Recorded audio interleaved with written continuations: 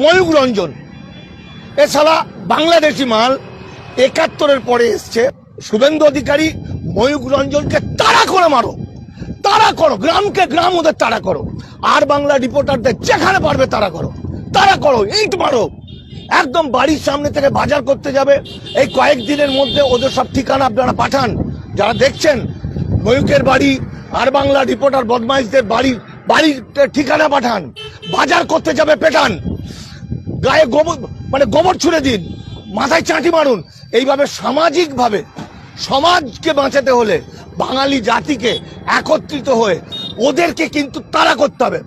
দেখুন, এটা বাংলা, এবং এই বাংলাতে আমরা আজ পর্যন্ত এত বয়স হয়েছে, আমি কখনো হিন্দু মুসলমান বুঝতাম না। এর আগে, অনেক আগে আমি নাটক লিখে একজন লিখতে দিয়েছিলেন, তখন সিপিএম আমলে, বছর 20 আগে, সাম্প্রদায়িক সম্প্রীতির একটা নাটক। আমি হেসেছিলাম, যেখানে সাম্প্রদায়িক সম্প্রীতিটা আবার কি, এখানে আবার হিন্দু মুসলমান কোথা থেকে এলো?